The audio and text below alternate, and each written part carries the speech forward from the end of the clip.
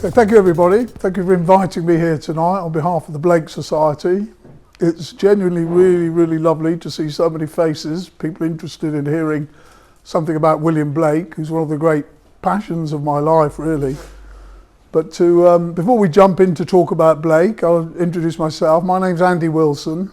I am a trustee of the William Blake Society, which is an international society for promoting the work of William Blake. I also, as you can see the vague logo in the background there, I run a website called The Traveller in the Evening, which is a publication house which I started, and it takes its name from William Blake. He created an image called The Traveller Hasteth in the Evening, and I started the site when I retired last year, and the idea is that it's the evening of my life and I want to spend the last bit of it thinking about William Blake. So the website talks constantly about Blake and related issues. So other than that, I really tried hard to think about an easy way to present Blake to you in an easily consumable form, but it's actually really difficult because he's a very complicated fellow. So I'm going to sort of take you through different aspects of Blake, which are like different overviews of his work and his history, and hopefully at the end of it you'll form some kind of useful image of what Blake really represents. There's quite a lot of detail in here. You don't need to worry about any of it. There's no test at the end of it or anything like that. But so you can mostly just, remember the bits that strike you. But every now and again there's an important point, and I'd like to start with one of those, which is that Blake is really unusual in that he's a very well-known cultural figure, on the one hand, but on the other hand, people don't know that much about him. They know that he's famous, they know that he's a painter maybe, or an artist, or a poet, but it's not like Shakespeare, where academics might disagree over the details, but basically we know what Shakespeare stood for. With William Blake, most people, I don't think, even people who quite like him, enthusiastic, or know something about him, often just, it's a bit like, the story of all the different people, blind people feeling an elephant. Some people are feeling the tail, some feel the ears, the trunk, the legs, and they all come away with a completely different idea of what an elephant is. Blake's a bit like that. Different people seize on different bits of him. And that's one reason why he's so popular. He's very popular. They sing his hymns at the Labour Party conference. They also sing his hymns at the Tory Party conference. Anarchists love Blake. The right wing, actually, the nationalists love Blake. The official history of the EDL is written under the pseudonym of Billy Blake. So everybody loves William Blake. So I want to explore that mystery a little bit tonight and give you some idea of why he's such a complicated figure. So I've started, by the way, there with a quote which is just the nice Blake. A lot of people like the nice Blake, who's for the imagination and for human creativity. And he says there, to see a world in a grain of sand and heaven in a wild flower, to hold infinity in the palm of your hand and eternity in an hour, which is a beautiful vision of how you might see the world and kind of uplifting. And that's part of what Blake is. Before we dive in, I just want to do a little bit more scene setting for you and say that to understand Blake, it's really key to understand the environment in which he was writing and the context in which he was writing. And about that, I'll say two things. One briefly about the Industrial Revolution. Blake was born in 1757 and he lived through the emergence and the rise of the great Industrial Revolution which created modern England. So he saw the rise of the factory system, the whole process by which people who previously maybe worked at home, hand weavers, things like that, were forced into factories en masse. The development of steam and coal power to create the huge factories which were really the engines of the rise of the British Empire, the empire in which the sun never set, apparently. That's a key part of what was going on, and a lot of Blake is really a eulogy for what was being destroyed by the Industrial Revolution, a hymn to a way of life that preceded the Industrial Revolution. So that's a key part of what he was thinking about. The second thing is the English Civil War. That was actually 100 years before Blake's time, 1640 something to 50. But in the English Civil War, something absolutely momentous happened, which was, as you'll know, we cut the head off a king.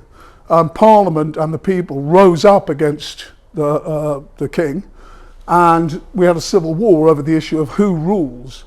Now, again, pretty much everybody must know that, but what's really important about that is that how mind-blowingly amazing that was for most people to even think about getting rid of a king.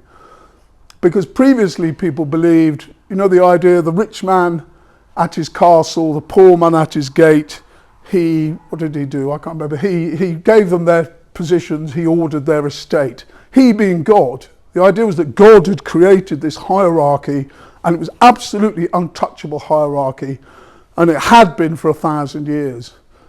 And yet, in the middle of the 17th century, the British people rose up against the king and actually decapitated the king in order to assert the power of Parliament. The important thing about that was not the bit which is that there's a fight between the Roundheads and the Cavaliers, but the fact that that revolution opened the floodgates for masses of new ideas about how society should be run. So while you had the Roundheads and Oliver Cromwell, sort of at the centre of the sort of the Roundheads, the uprising against the king, you also had, on the extremes of that movement, people like the Levellers, who were practically, a very socialist frame of mind, who wanted democracy for everybody, not just the landholders and people like that. You had people like the Diggers, who you'll know about, Gerard Winstanley, people like that, who wanted for the people to own the land and to be able to work the land themselves as equals. And these are very, very radical ideas. And even more radical than that, you had people like the Ranters, who believed not only should there be no king, there were what's called antinomians, there should be no laws. People should govern themselves freely. It's like an anarchist utopia. And that was part of the English Civil War. And really crucially, in many ways, Blake was the last person standing who thought like the Ranters. And it's hard to understand today because that whole mentality is very difficult for us to understand historically. So the other thing I want you to know as background is today we take it for granted that you have, you have politics, parliament, political parties, and maybe, if you're that way inclined, you have religion. But they're two completely different things. We have what they call the separation of church and state. Religion has got nothing to do with the state and vice versa. That's the idea. Nobody thought like that until quite recently. And it's really important to understand that Blake was absolutely immersed in religious thought. He was a radical politically, but he was a radical politically because of his religious ideas. And in fact, in the English Civil War, the main idea that many people had was that the old way of governing, which was the way of the Old Testament, with God in charge and with punishment and things like that, that would be replaced by a new way of living in which everybody, the Ranters thought, would be possessed by the Holy Spirit and would govern themselves. And this religious idea of a new age of religion, a new Jerusalem, that's absolutely central to Blake's thought, and again, difficult to grasp because nobody thinks like that today. Well, almost nobody. So some quick facts about Blake. Born in 1757, he was very much a Londoner. He's he's our great London poet, our great London artist. He's born in Soho, says there, at the end of Broadwick Street. That's the house he was born in, pictured many years later. When he was born in it, his father was running a hosiery business in the ground floor and the family lived above it. Blake didn't go to school until he was 11 years old. Not many people did, unless they were very wealthy. He was educated at home by his mother, largely. And that's also very important because his mother belonged to a radical religious group, the Moravians, who had very, very strange ideas. I'd love to do a whole meeting for you about the Moravians. They were very strange people. They believed in sexual liberation, the equality of men and women. They thought that passion was much more important than ideas. The way they put it was, what unites a congregation is feeling and passion, not ideas. saying I agree with this or that idea. And these all become key ideas for Blake. He spent most of his life in London, Soho. Later on he lived in Lambeth. He spent a couple of years at the seaside in Feltham, Sussex. Moved back to London. He died a pauper up on the place called Fountain Court on the Strand. But when he was 10, he was sent to a drawing school. His parents knew what he wanted to do. He was an artist already. He was sent to a drawing school, and when he spent a couple of years there, he was sent to be an apprentice, to be apprenticed to an engraver, James Bazier, also in central London. So he spent 7 years formally apprenticed as an engraver. It's just the main facts of his life here, a bit of a framework for you.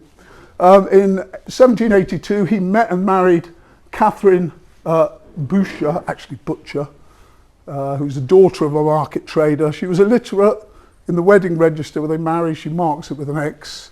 But Blake taught her to read and write and also to paint, and she became a really important part of his work. She painted many of the works. People say that's a Blake painting. It's actually a Kathleen Blake painting. In 1804, key fact, Blake was nearly hung.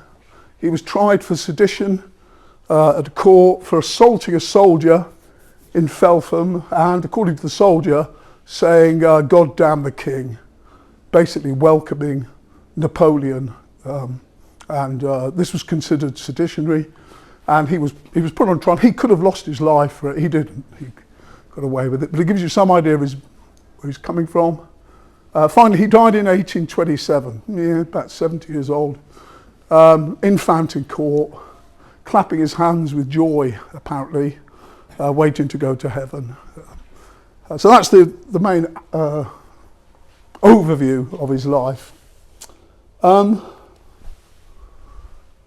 reason we're here tonight, when he died, they buried him in Bunhill Fields. When I say buried, they actually put him in a hole with 12 other people because he had a pauper's grave.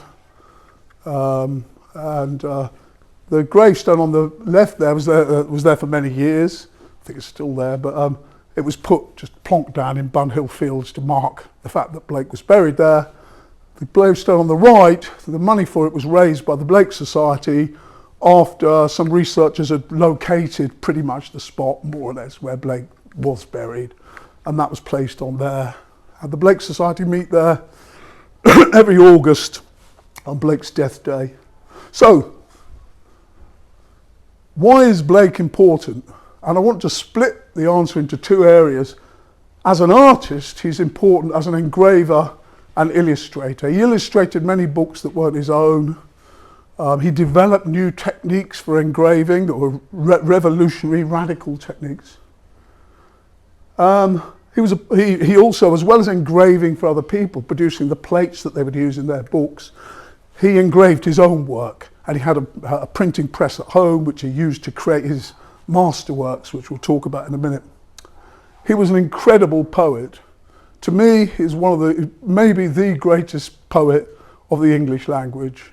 Not that you could dispute that, a lot of people would, but I think he is our greatest poet, certainly up there with Shakespeare and Milton. He was a great painter and artist. You know about poets whose work is then illustrated by an artist. Think about how many people do you know who are among the greatest poets of all time and among the greatest artists who illustrate their own work. That's what Blake did. He's almost unique in that regard. But more than all of that, he was our great radical prophet. And he used his art to spread the message that he had and the visions that he saw. And he saw visions from a very young age. And his art presents us with a visionary, prophetic image of the world, which is, again, hardly understood even to this day. It's so radical and far-reaching, and it's that I want to talk about.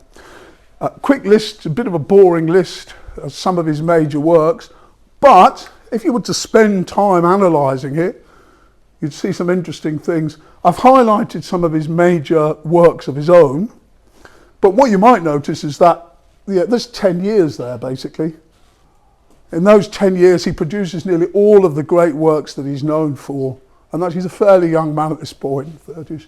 From Songs of Innocence, which many people know, Songs of Innocence and experience. It's very unusual for Blake, that work, in that it's very hymn-like and song-like. It doesn't have the depth of the complexities of his mythology, but that's where he starts. The Marriage of Heaven and Hell, I won't talk about that now.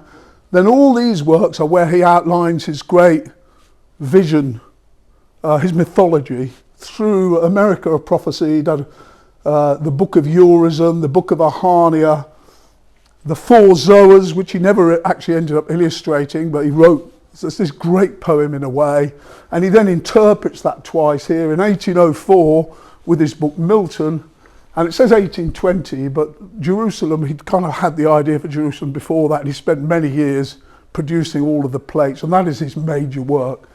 But there you have the heroic period of the young Blake. He then has a quiet period where he's mostly known for illustrating other people's work. I'll talk about that in a minute. And you have a late period where he produces work that not that many people know about, relatively speaking, but is some of his greatest work. His Book of Job, his illustrations for the Book of Job from the Bible. His illustrations to Dantes' Inferno. We'll talk about the details later, but that shows you sort of the main phases of his life. Blake's influences, I haven't really got time to talk very much about this, but he was very much influenced by Jacob Boehm, who was like Blake, was an artisan, who was a cobbler in Germany though, in a century previously, and he had this amazing vision of heaven and hell and God, the unity of God, but I won't talk about it. It was a huge influence on Blake. Swedenborg there was a Swedish scientist, a very famous scientist in his day, head of the Commission of Mines in Sweden. He was also a deep mystic who directly talked to ghosts and angels and founded a religion on that basis, which had a small church here in London, and Blake was a member of that congregation, and he was a huge influence on Blake, but I can't talk about him much. John Milton, I will talk about a little bit. John Milton is the poet before Blake who most resembles Blake. He's another Cockney, Londoner, utterly brilliant man in my opinion. He was part of the Roundhead uprising against the king, and he was made kind of like, if you like, the official propagandist of the uprising. So he wrote in Latin to all, representing the revolutionary government, to all the governments of Europe. He was the mouthpiece of the revolution. When the English Civil War was reversed and you had the Restoration and Charles II came, all of the people who had put the king to death were basically on a wanted list. The people who had directly signed the execution order for Charles I included John Milton. Milton by this time had gone blind. He was being hunted. In the end, they didn't punish him. He got away with it, but that's not what anybody expected at the time. So he was very much on the back foot, expecting probably to be executed himself as a regicide. And while that was happening, he sat down and he wrote Paradise Lost, which is his great poem of the uprising the fall of Lucifer and Satan from heaven, and then their uprising against God. And what he tries to answer with this poem is this thing here. He writes of man's first disobedience and the fruit of that forbidden tree. He means the Garden of Eden and eating, from the apple from the tree of knowledge and whatever. So he's writing about original sin, and what he attempts to do is to justify the ways of God to men, meaning what he's trying to do is explain why evil exists. Why can't we live in a democracy? Why did that fail? Why did the revolution fail? Why is there evil in the world? Why is there wickedness, suffering, and all of these things? He tries to explain that in his great poem. But what Blake observes, and which many people have observed when they read Milton, is that he says the reason Milton wrote in fetters when he wrote of angels and God, and at liberty when of devils and hell, is because he was a true poet, and of the devil's party without knowing it. In other words, despite the fact he's trying to defend God against the devil, his sympathies are kind of with the devil. You know, Satan says, I would rather rule in hell than be a slave in heaven. Basically, why is this guy bossing us around all the time? Why does this guy, God, expect us to follow him? He sounds a bit like a king, actually. He makes God sound like a king. And Blake seizes onto this, and in his great poem, along with Jerusalem, his great epic poem, Milton, Blake says, I just love this. Blake says, he imagines that, he not only imagines Milton coming back to earth, he imagines Milton coming back to earth to correct the mistakes he made in making the king look good. And he's going to reverse Milton. And this is how he describes Milton coming back to earth. The sea of time and space thundered aloud. The sea of time and space is here. This is the world of matter. It's what Blake calls it. The sea of time and space thundered aloud against the rock, which was enwrapped with the weeds of death, hovering over the cold bosom. In its vortex, Milton bent down to the bosom of death. Death is what you call life. It's coming into this world of matter. Blake often called that dying rather than being born. He bent down to the bosom of death. What was underneath soon seemed above. A cloudy heaven mingled with stormy seas in the loudest ruin. But as a wintry globe descends precipitant through Beulah, don't worry about what Beulah is, bursting with thunders, loud and terrible thunder, bursting, precipitant.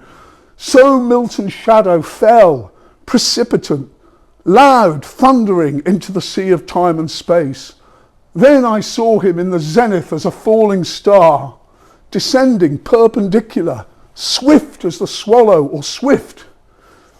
And on my left foot falling on the Tarsus entered there.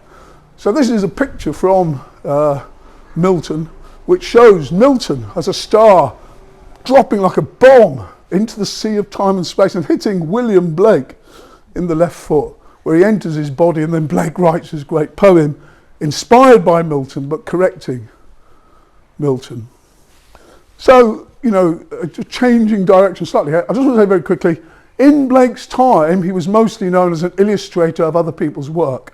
So he illustrated things. This is very famous, Edward Young's Night Thoughts. For decades, this is what Blake was really known for, both here and on the continent. These illustrations, there are 150 odd of them, something like that. And they're magnificent. But he illustrated this famous work by Edward Young. This is his illustrations for a book about a slave uprising in Suriname, where, you know, Blake's illustrations demonstrate the barbarity of slavery. He has a lot to say about that elsewhere. Here are his illustrations for Robert Blair's poem, The Grave, which was also a kind of big hit poem. That was actually engraved by somebody else. There's a big scandal about that. But they're Blake's illustrations, nevertheless. So that's how Blake earned a living, mostly illustrating for other people. The reason he's famous today is not because of that. It's because of the works he created in private, where he illustrates his own mythology. And these works that he engraves by hand, prints off, and then him and Catherine paint them in very small numbers. So Blake's big hit, you know, the Songs of Innocence and Experience, sold about 30 copies. Milton's, I can't remember, I got 4 copies, things like that, all hand-coloured, you know. But this is what he's really famous for, this mythology. It's too detailed. I mean, there are whole schools of, you know, English departments dedicated to people churning out PhDs about this mythology, and the details of it don't really matter. Suffice to say that Blake imagines that reality is like a man, Albion, divided against itself into warring powers.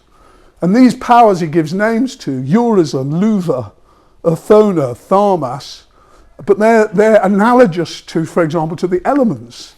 Urizen is the air, for example. They're analogous to aspects of God. Urizen, well, we'll talk about Urizen a bit more in a moment. Luther here is the element of fire, represents love, passion, and rebellious energy. He's like Jesus.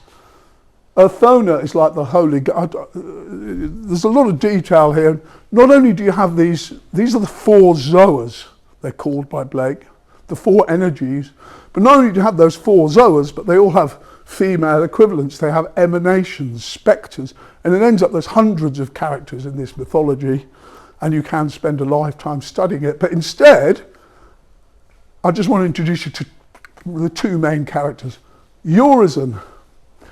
Urizen is, the clue's in the name by the way, Urizen, your reason, is the power of reasoning in mankind, but become isolated from feeling and thought. And so, and he's become kind of blind and mad. You see in the picture, he's either looking down or he's gone blind here. And he imagines himself to be reason imagines itself to be the creator of everything. Am I not God, said Urizen. Who is equal to me? And so he's the great enemy of the next character I'll talk about, Orc. But the point is that he's an old white dude. He does things like, you see these two things here that look like wings? They're stones on which he writes the law. So this is Jehovah writing what's called the Decalogue, the Ten Commandments. He creates the laws, he writes them down. He always looks to me like he's reading this book here using his braille, using his toe or something like that. But you see he's writing on both sides. He's the man who creates the laws. He's the one who judges you. That is Jehovah of the Old Testament, who to Blake was the accuser, Satan. And this is Blake's religion. He's a Christian, but he turns everything upside down. And so he's very difficult to interpret. And this leads to one of the great ironies of Blakeanism, which is this guy, Urizen, who is Satan, is often confused with God by people who read Blake. So, you get this picture of Urizen again. He's blind, his eyes are empty. He reaches down from the firmament, heaven, down into the dark abyss, and he divides using his dividers. He measures and divides and he separates things in order to conquer them. That again is Satan, as far as Blake is concerned. But the great irony is, when they had the big Blake exhibition a couple of years ago, 2019, at the Tate, to celebrate that, they projected this guy onto the dome of St. Paul's, with very few people noticing the irony that St. Paul's now has a picture of Satan displayed all over it to welcome Blake. And this is, I hate to pick on Sean here, but it is not an uncommon mistake to the organisers of the meeting. You know, again, this image is a well-known Blakean image of other people, not Blake, called it the Ancient of Days. It's the creator of the world, it's Jehovah. To Blake, that's Satan. Here's Urizen's big enemy, Orc. Orc is basically revolutionary passion. And to me, he's the great hero of Blake's mythology. But he starts off, what he says I think it's in America, yeah. I am Orc, wreathed around the accursed tree. The accursed tree is the tree of knowledge, that he's the snake. So the good guy here is the snake. Wreathed around the accursed tree, the times are ended. Shadows pass, the morning begins to break. The fiery joy, which Orc represents, that Urizen perverted to 10 commands. There's the 10 commandments of Urizen. What night he led the starry host through the wide wildernesses. That stony law I stamp to dust and scatter religion abroad. So that's what Blake stands for religiously, is against the Jehovah, against the accuser. Satan as a name just means the accuser. And it's the one who accuses poor people. You know, you shouldn't drink, shouldn't smoke, shouldn't do this. You know, thou shalt not commit adultery, thou shalt not. That's the accuser. And Blake stands against the accuser. So, Blake's impact. The main thing you need to know about Blake's impact, everybody loves Blake today, but you should note that he died in 1827. In his own mind, he said, in my brain are studies and chambers filled with books and pictures of old, which I wrote and painted in ages of eternity before my mortal life. So and whose works are the delight and study of archangels. Why should I then be anxious about riches or immortality? He was poor most of his life. Not always the same poverty, but he ended certainly in poverty. He sold very little of his work, very little. He didn't get much work as an engraver. He died in 1827. The first book about Blake was published in 1863, 35 years after his death, before anybody wrote about him. So while everybody knows him today, it's really important to understand, in his own lifetime, nobody knew who he was, really. And for 30 odd years after his death, nobody cared. They really didn't care. This biography by Alexander Gilchrist was part of a process by which slowly people became more and more interested in Blake. And then people like Yeats wrote about Blake, and all kinds of people who are mentioned as we go on. I think the big change came in the 60s, 50s and 60s with the counterculture. When all of a sudden you had people, I won't talk in any depth about this, but people like Aldous Huxley, the poet Allen Ginsberg, and Bob Dylan were hugely influenced by Blake.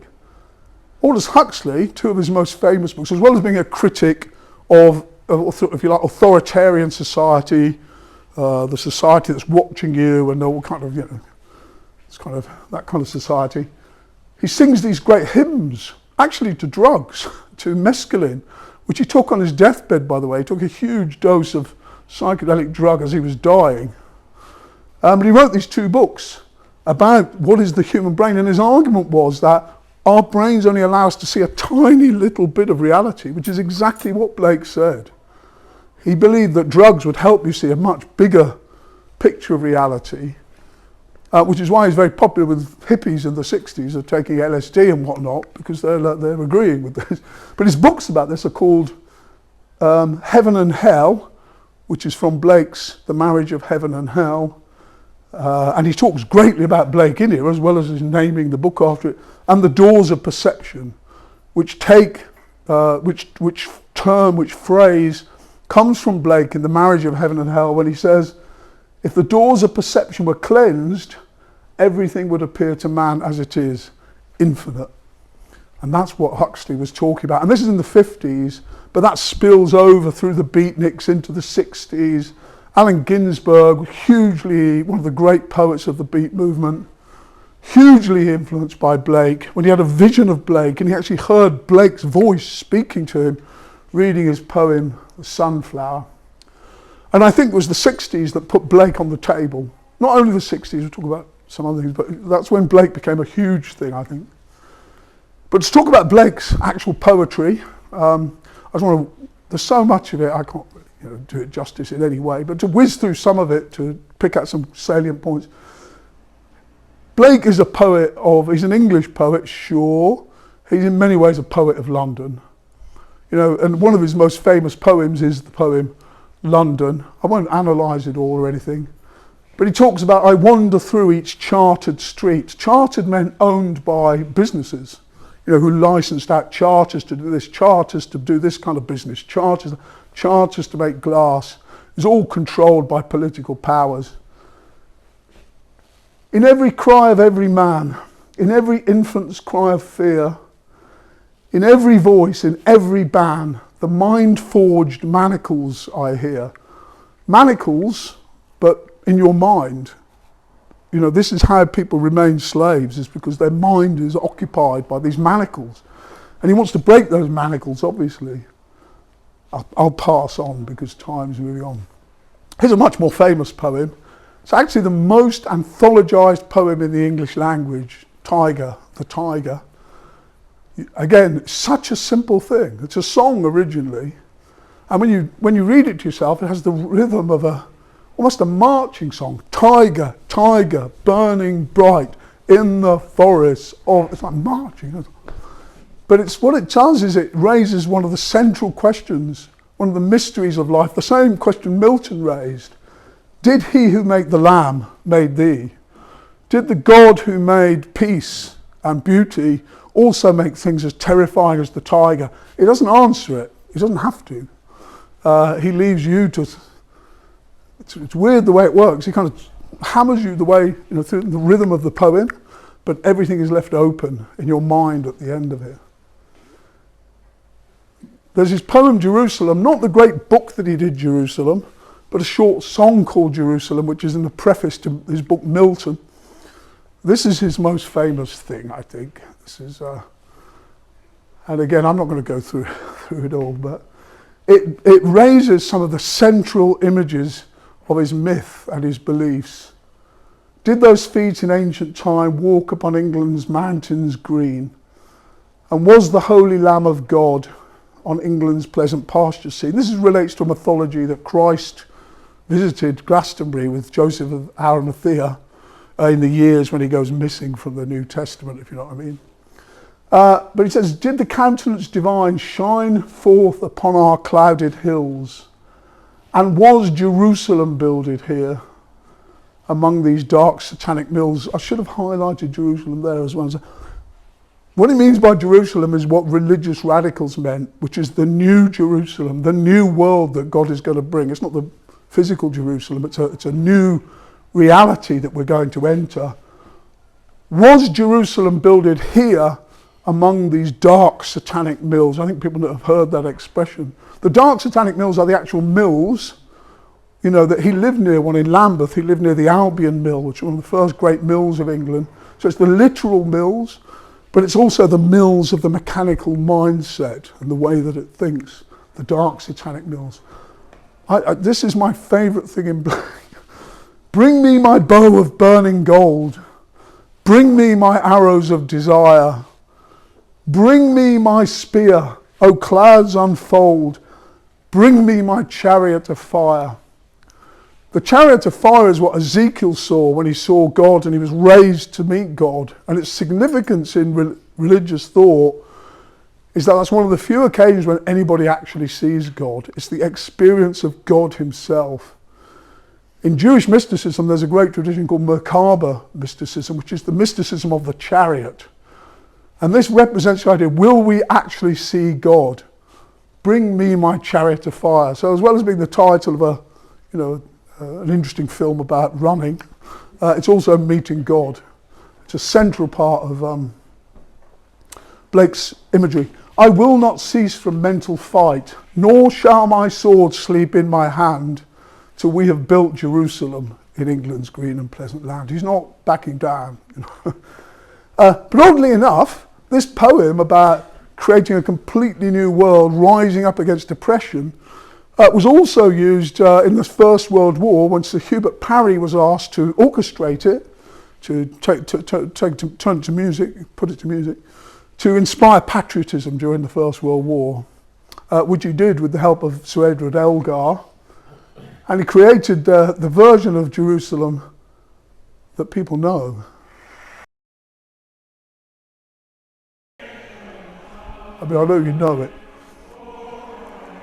Even in this context, with everybody waving flags in the middle of Brexit, it's uplifting. But you wonder if people really understood what the message was. Elgar himself was horrified that it inspired patriotism in people. And he said, I wish I'd never done it. Because of the patriotism it inspires. But believe me, that's not the point of the original. I just want to contrast that with another version of Jerusalem, just to show the way that Blake appeals across the political spectrum. There's a punk rock version of Jerusalem by Mark Stewart from a group called the Pop Group. It sounds a lot different to Sir Hubert Parry and Edward Elgar. Let me just put it that way. But it's sonically, exciting in a completely different way. It doesn't have that uplifting, where everybody sings together as if they're in a cathedral. It's much more challenging.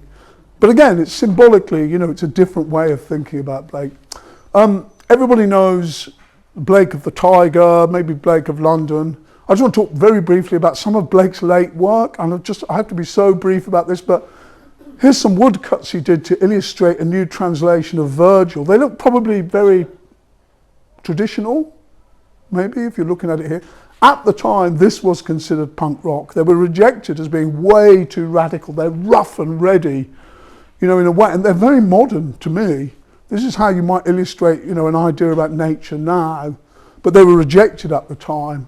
They're very simple woodcuts. They inspired a whole group of artists called the Shoreham Ancients, these people, who wanted to imitate Blake. And in many ways, they were one of the first radical art groups that ever to exist. But they were very much inspired by Blake. There's an image by Samuel Palmer, who's one of them, and he's an absolutely brilliant artist. There's an image by Graham Sutherland, who's a much more recent artist inspired by that aspect of Blake. Because we're running out of time, I want to move on. The last things Blake ever did on his deathbed, he was illustrating Dantes' Divine Comedy, and he makes these amazing, there's many, tens, maybe hundreds of images that he did for this, and they're astonishing, and I've just picked one. It's so modern. This could be from a modern comic, maybe written by Alan Moore, who recently revolutionised comics, but is also a patron of the Blake Society. In this image, Agnolo Brunelleschi, well, let me say how Blake describes it. A serpent with 6 feet springs forth on one and fastens full upon him. His midmost grasped the belly, a forefoot seized on each arm, while deep in either cheek, you can see it, deep in either cheek, he fleshed his fangs. The hinder on his thighs was spread, twixt which his tail, inserted, curled upon the reins behind. Ivy never clasped an oak, as round the other limbs this hideous monster entwined its own.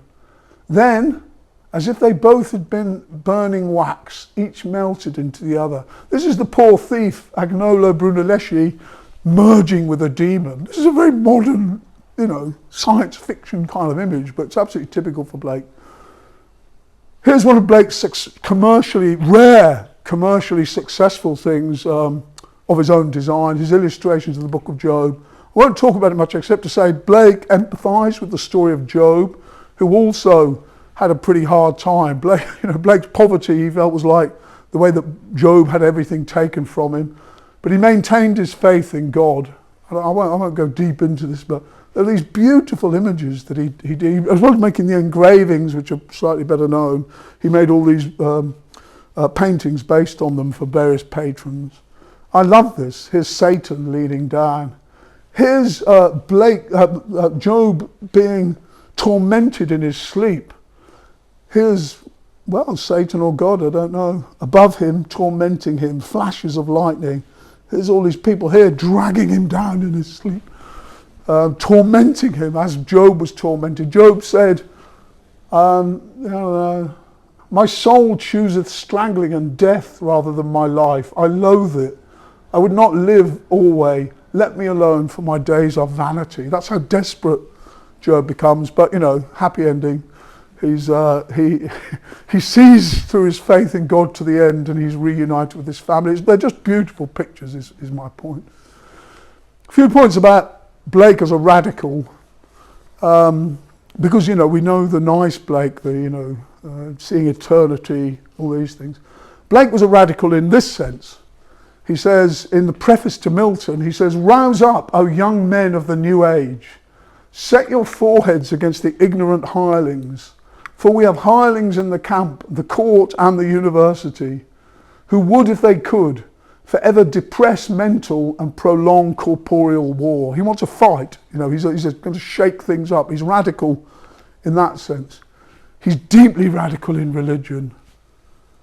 All deities reside in the human breast. God isn't separate to you or I.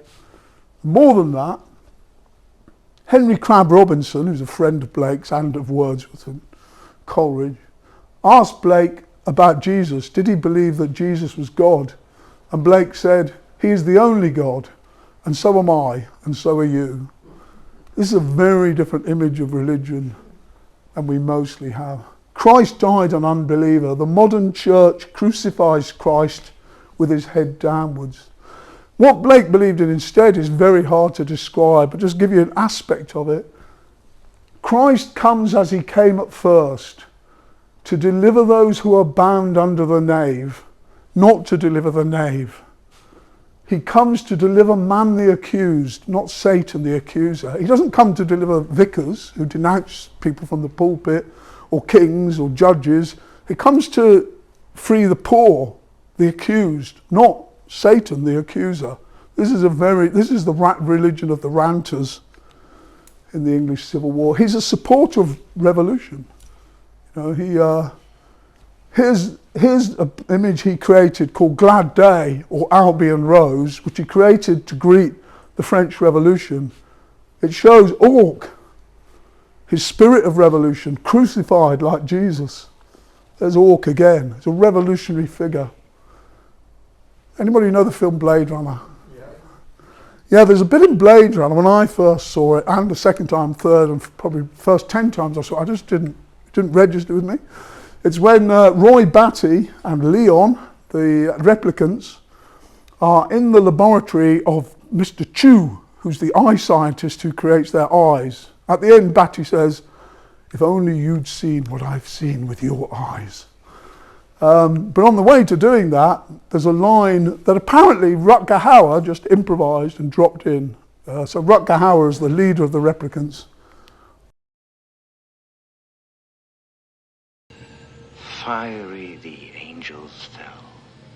Deep thunder rolled around their shores, burning with the fires of Orc. That's straight from Blake. It's from Blake's America, where Orc again represents the American Revolution, the uprising against the British king. He changes it slightly because the replicants fell to earth, so he says the replicants, fiery the angels fell, but they rose in the original.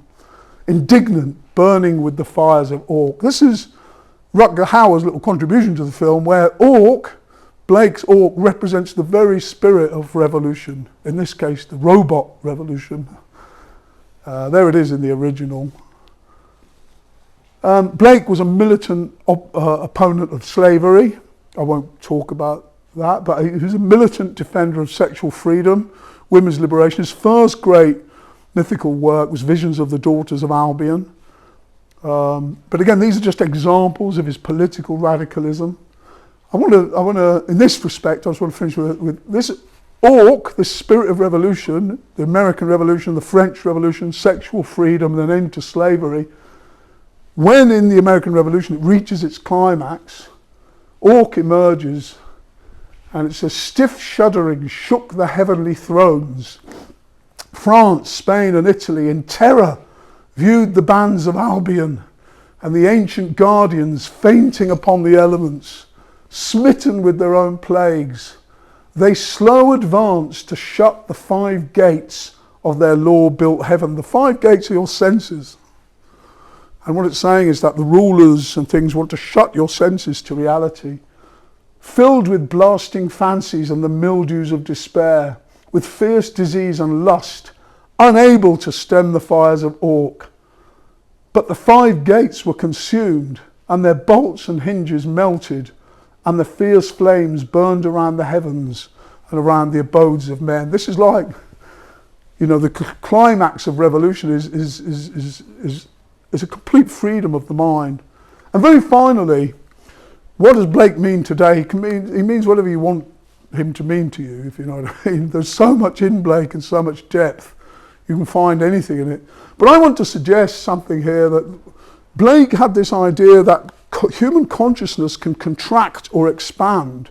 And if it contracted, at the most it could contract was into the ego, just seeing everybody as you know, seeing lots of different people who are completely separate to you and have different interests. Contracting our infinite senses, we behold a multitude. We see lots of different people who aren't us. But expanding our senses, we behold as one man, all the universal family, and that one man we call Christ. I think that's a key part of Blake's thought, and where it leads to, whoops, wrong way. What it leads to is we think about the big political problems that face us, the environment, which is the biggest problem of all that faces us. I think Blake not only extends his consciousness to see all humanity as one, he extends it to include all of nature. So he says, for example, "How do you know, but every bird that cuts the airy way is an immense world of delight, closed to your senses 5. How do you know that a bird isn't having an experience just like you of the infinite? And not only birds are quite nice, you know, parrots, phoenixes, doves, they're lovely. What about flies? Seest thou the little winged fly, smaller than a grain of sand? It has a heart like thee, a brain open to the heaven and hell, with inside wondrous and expansive. Its gates are not closed, I hope thine are not. This is a very different vision of nature and of animals, which might be an important way of thinking about nature and the environment, so that we don't carry on destroying it. So as my very final thought, I just want to finish with this quote from Philippe Soupault. Philippe Soupault was one of the first surrealists. He was a close ally of André Breton.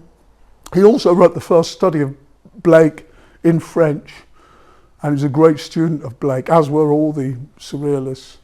But to me, what I'm trying to say with this quote is that it's easy to look at Blake as an interesting guy who lived, you know, a few hundred years ago, from which you might learn something.